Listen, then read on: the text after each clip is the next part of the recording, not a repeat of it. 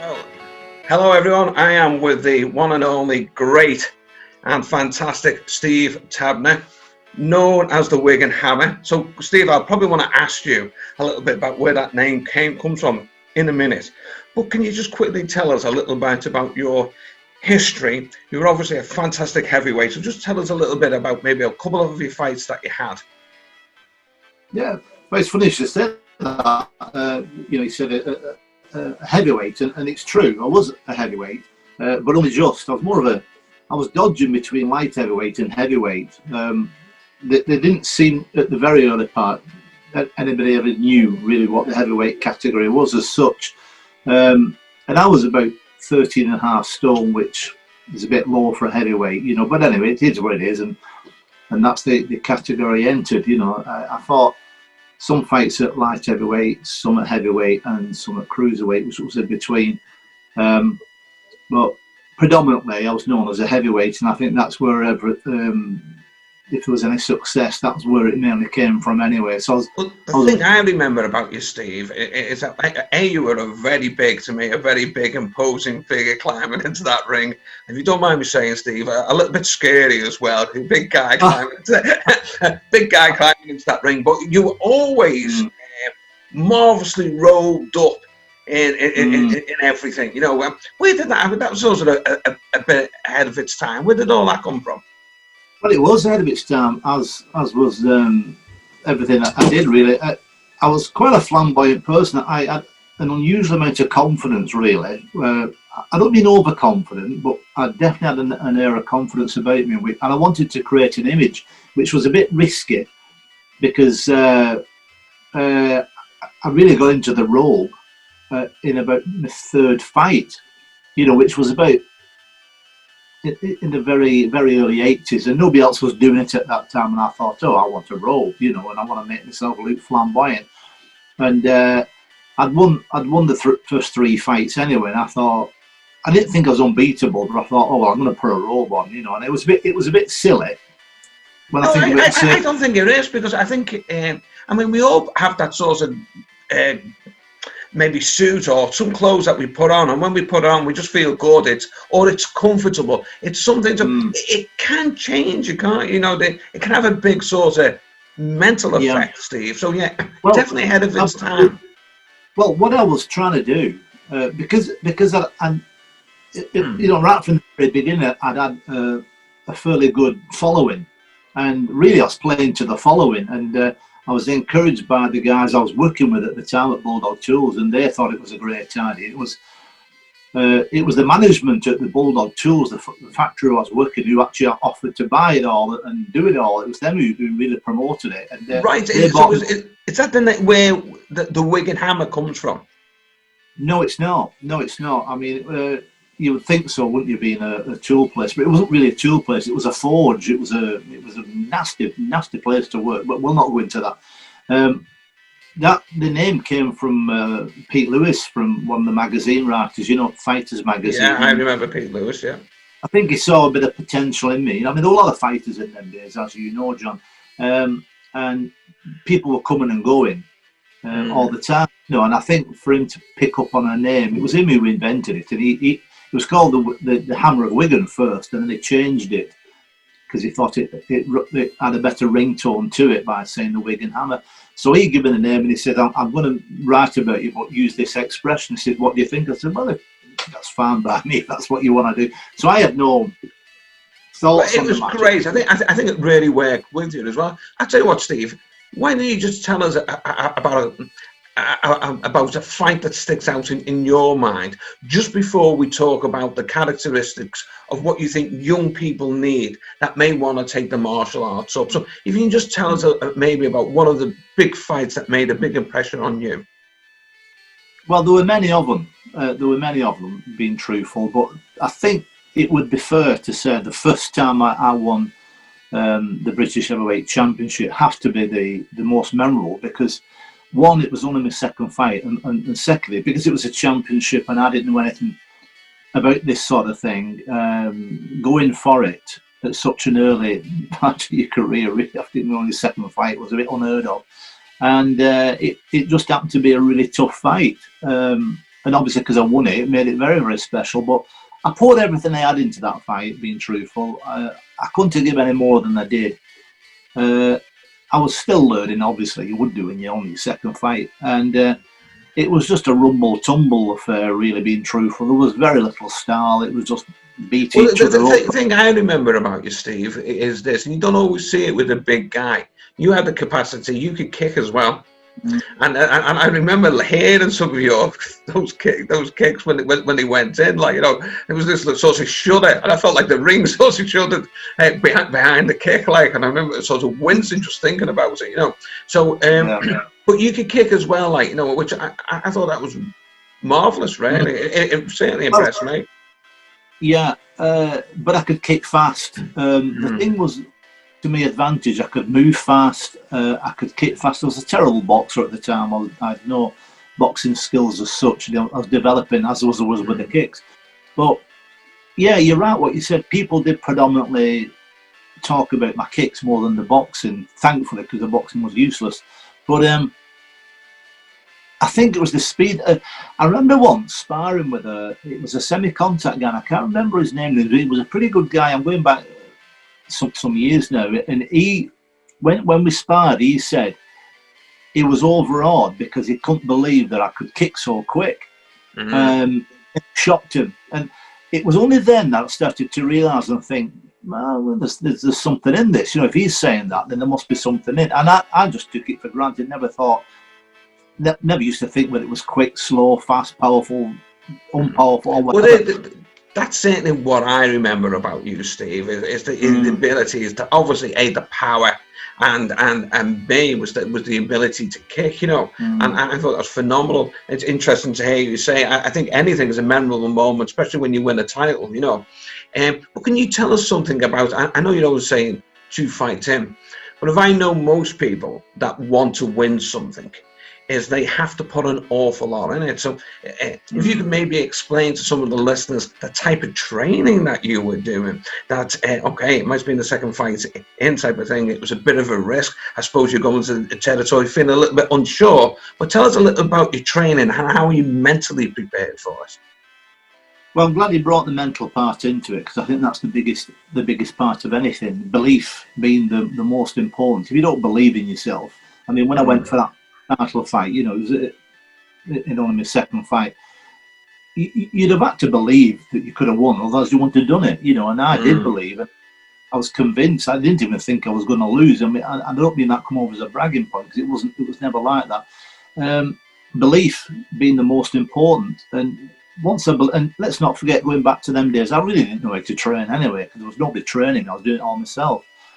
So I was making it up as I was going along, and it was just, all I could do was do what I had within my arsenal, and my arsenal wasn't big. So really, it was just like, do what you can. And well, that's very interesting, because I mean, to quote it, because we all probably got involved because of Bruce Lee as kids, but Bruce Lee has this fantastic quote, you know, it's, you know, don't be concerned about the guy who knows the 10,000 kicks, be concerned about the guy who practiced one kick 10,000 times. And you're sort of falling into that type of category. You know, you had a few good choice of weapons that you could rely on as you stepped into the ring. So tell us a bit about your training, Steve. What were you doing? You know, what sacrifices did you have to make? Well, I was working full-time at the time, as everybody else was, you know. There was no such thing as professional fighters, really, when you talk about it in them days. Everybody was working, as you know. We were all doing our own thing and training when we could. My training, I'm talking about that particular time, because obviously it changed and got better as knowledge increased on my part. But at the time, I was just, I mean, I didn't even have a gym, really. I was just doing things what I could, running, doing a lot of work in my bedroom, and that was basically it. The biggest change for me was when I was allowed. There was a boxing club, an amateur boxing club that we had not too far away from where I lived, and I was allowed to go and train there. And that was when I was introduced to proper training, to know how to do it. I didn't know how to do it. And that was when the trainer, you know, the guy who was running the boxing club, looked at me and he said, well, you've a lot of work to do. You know, your hands are terrible. When they were terrible, they were real. I knew that because I was getting punched a lot. You know, I was getting hit a lot. You know, well, if your face is taking more punishment than But you want, I think that's a learning circle that we sort of all go through. yeah, But it says something to your testimony with the ability that you were able to sort of come through it, but you continued. So if we want to move on and talk about anything in particular, what I'd like to know is just about the mental side. If you were going to encourage a young person to take up martial arts, what qualities or characteristics do they need, and what can they expect to get out of it by doing it, by taking part? well, it's like a threefold answer. You can only get out of it what you put in. You know, obviously, if you're not prepared, if you're just prepared there to cruise along, you'll only ever will cruise. If you go in there with a mindset of a champion and you want to be a champion, then you've got to train like a champion. But you've got to believe that you're a champion. You've got to believe that you can be a champion. It all comes down to the mental disposition. I think a lot about when I first sparred seriously, and I've never sparred because I didn't have anybody to spar. Because when I went to the boxing club after I'd been there a few weeks, and I think this is really what makes a champion. The boss, the trainer, put me in with the most ruthless man you could ever think of. His name was Alf Barnes. Nobody sparred him. He was just a ruthless animal. And that, bearing in mind, I'd never sparred before, and he punished me like I'd never been punished before, or for that matter, much time after. And I remember I needed to have a gum shield because obviously I didn't own one then. And when I sparred him, I remember hitting him with an uppercut, and I bit my tongue, and it went right through my tongue, and it slit my tongue in two. And I always remember going home with my tongue in two pieces. You know, it flopping about, and I think I was in awful pain. There was blood everywhere, and of course I had to have all my inside of my mouth stitched up and all that sort of thing. And that made me realise then how far I had to go, and it made me realise that, you know, you'd won your first two fights really by overpowering the other person rather than using skill. It was overpowering. My will was better than their will, if you know what I mean. So it was a big mindset, and that's the point I'm making. That, you know, to come through and climb up the ladder, you're going to have to take this sort of punishment. Maybe not as much these days because the people have trainers, but that's where I started off, you know, and it was being punished that started me off, really. And that punishment would have probably finished many people. It didn't finish me. It just made me more determined to come back, you know. Well, and that's how it was. That's interesting. But when you looked at this great chasm or this great void that you felt at that point in time that you had to jump or get hold, or did you find that overwhelming, or did that just, like you're saying, make you more determined? Because some people might look at that and just turn around and say, oh, it's just too much, it's too great. What advice would you give to a young person when they're looking at that? So they come into the gym and now they see someone, because some young people now are absolutely have exceptional talent. They're so skillful as you look at them now. And I suppose in the same way we were possibly the pioneers, but you can see the standards as they raise. Some people absolutely are looking at it and think, oh my God, it's absolutely amazing what they're able to do. So someone goes into the gym and they see someone of this capability, and they're looking at that person and they think that's too much. What does that person mentally do to sort of think, well, I'm going to go on this journey? Well, if you was to use that analogy and you went into a gym or to any sport, it doesn't matter what sport it is. If you went to tennis, for example, and looked at Roger Federer and said, well, he's far too much, you know, you're putting a barrier in front of you straight away. You shouldn't be doing that. You should look to any skilled athlete, regardless of what sport it's in, and look at them with admiration and say, that's my goalpost. You know, never look at it's too much. There's nothing too. You've just said it yourself. You've proved it by what you've just said. You've just said the skills of athletes today within the kickboxing range or the martial arts are phenomenal, and they are. And I don't disagree with you, but they're not beyond. The only reason the skills have increased so much is because of development. You know, training. You know, since you were doing it, I were doing it, have come on leaps and bounds. You know, we've got proper gyms, we've got proper trainers now, we've got proper nutrition, and the list goes on. Well, you've got all these aids now to help you along. If you don't make avail of it, then really you're not really where you should be. Everybody should look to somebody with an admiration and say, I can be that person, or maybe I can go beyond it. It doesn't matter whether you can or whether you can't. The point is not to put an obstacle in the way, but to aspire to become that person and watch what they're doing, learn what they're doing, and learn from what they're doing, and sort of absorb that skill set.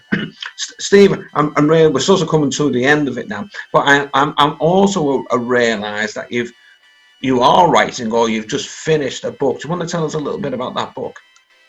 Well, the book's just finished now. There's just a couple of little tuning up bits to do to it. It's been a massive. I mean, the book was originally written in 2012. Sorry, it was written and released in 2012. And when it was released, I always felt it needed more. It needed more refining, and of course, information to come through a lot more. So I wrote a revised edition, which is far better than the first one. So I closed off the first one. The revised edition is now finished. It's just that I'm just waiting for the editor's notes, to be honest with you, and a couple of other little things, and it's ready to go. I'm very pleased with it. There's a lot of history in there. Anybody who, I think the book is basically what we've just been talking about. There's a lot to do with what I was always interested in the mind. The power of the mind, what it do and what it doesn't. The book is centered. The theme running through the book is all through. There's a lot of questions in the book that are answered at the end. What's the book called, Steve? What's it called? Well, it's called The Wigan Hammer. It's called The Wigan Hammer, right? Okay. And who's the publisher? Yeah. Well, I've not decided yet. There's a couple of offers on the table which I'm looking. We've not gone down that road. I'm not sure which way I'm going to go with it yet. I certainly won't be going with the publishers I had with the last one. That was a big mistake. But now as I've got more, it's like we've just been speaking. When you get more knowledge, you tread a little bit more careful, don't you? And I'm being a lot more careful with it this time. So I'm looking forward to it coming out. It's going to be a great book, much better than the first one. To me, it's a must for anybody who's going to take up the sport. And it's not just to promote my book. There's no books out there that I've looked at that come anywhere near how mine's been written. And if you want to delve into the mindset of why you can do things and why you can't, that's the book to read. And it's also a history book. It's a story. It's a story of us all. Okay, well, Steve, I look forward to reading it as well, and particularly about the mindset, because I too am always very interested in that. I've spoken to other people like you and said to them, what was your journey and what was it about? And I've always found that to be very, very interesting. But Steve, on that notation that your book will be coming out shortly, and you're going to have to let us know who the publisher is as soon as possible. Thank you very much for your time, Steve. It's much appreciated. Thank you. Thank you, John.